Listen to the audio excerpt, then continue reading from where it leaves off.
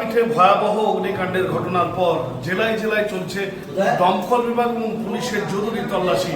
এই মুহূর্তে আমরা দাঁড়িয়ে আছি দুর্গাপুরের একেবারে ঘিঞ্জি ব্যানাচিতি বাজারে, প্রাচীন ব্যানাচিতি বাজারে বেশ কিছু হোটেল রয়েছে, কিন্তু এখানে ফায়ার সিস্টেম দেখতে এসে পুলিশের চোখও রীতিমতো কপালে উঠেছে।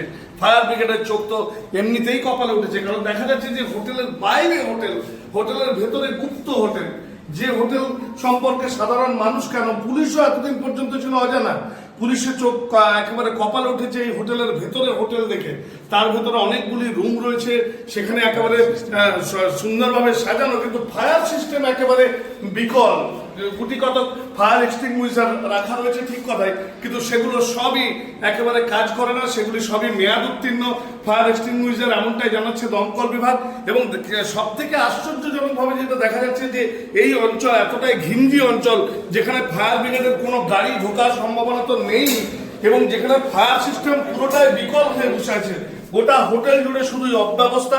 শুধু তাই নয়, সব থেকে আশ্চর্যের বিষয় যে রাস্তার পাশে যে হোটেলের অনুমোদন রয়েছে তার ভেতরেও এক গুপ্ত হোটেলের সন্ধান পেয়েছে। এর মধ্যে দেখা যাচ্ছে, সেই ছবি দেখাচ্ছে আমরা, দমকল এবং পুলিশ যৌথ তল্লাশি চালাচ্ছে সেই হোটেলে। দেখা যাচ্ছে যে হোটেলের অনুমোদন ছিল সেই হোটেলের বাইরেও এই কোন হোটেল, এটা এখানে কি হতো, তাহলে কি এখানে কোনো অসামাজিক কাজকর্ম চলতো যেখানে ফায়ারের কোনো। এবং দেখা যাচ্ছে এই যে রাশি রাশি মদের বোতল বাইরে, এই যে ফায়ারের কিছুই কাজ করে না, এগুলো কি আপনারা জানতেন না? কতদিন কাজ করছেন এখানে? এই যে এতগুলো ফ্লোরে এতগুলো কারা থাকে, কি থাকে, এগুলো জানেন না? গেস্টটা থাকে। হোটেল মালিকের নাম কি? হোটেল মানে দেবজিৎ সরকার। দেবজ্যোতি সরকার কোথাকার? লিজে নিয়েছে। কোথাকার বাসিন্দা উনি? উনি এই জন্য। কি নাম আপনার? আমার নাম বিক্রম বিকাশ। বিক্রম রবিদাস। কতদিন কাজ করছেন? 8 মাস।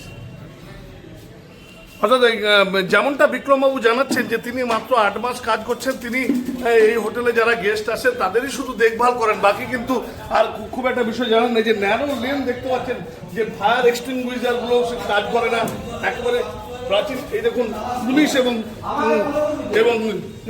দমকল বিভাগ একযোগে তল্লাশি চালাচ্ছে। আমরা এই সামনে দেখা যাচ্ছে হোটেল, মূল হোটেলের ফায়ার যে এক্সটিংগুইশার সেগুলি সবই মেয়াদ উত্তীর্ণ, এমনটাই দাবি কিন্তু ফায়ার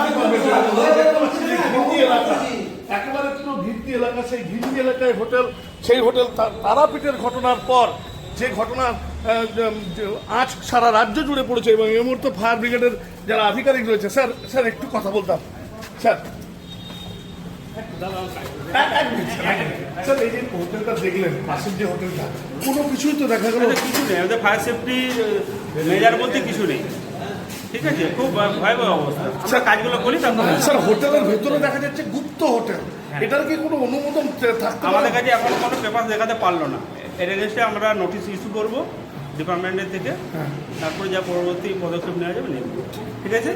অর্থাৎ যেমনটা দমকল বিভাগ থেকে জানানো হচ্ছে যে পাশের যে হোটেলগুলো দেখা হচ্ছে সেই হোটেলের কোনো বৈধ অনুমোদন পত্র তারা দেখাতে পারেননি গুপ্ত হোটেলের, এমনকি ফায়ার সিস্টেম যে বিকল তারও কোনো কাগজপত্র দেখাতে পারেননি। তাদের বিরুদ্ধে যে পেনাল্টি এবং তাদের বিরুদ্ধে যে অ্যাকশন, সেটা দমকল বিভাগকে দিতে চলেছে, তেমন কথা কিন্তু দমকল আধিকারিকরাও জানিয়েছে। পাশাপাশি পুলিশের পক্ষ থেকেও জানানো হয়েছে। দুর্গাপুর থেকে সৌমেন বন্দ্যোপাধ্যায়, ইটিভি ভারত।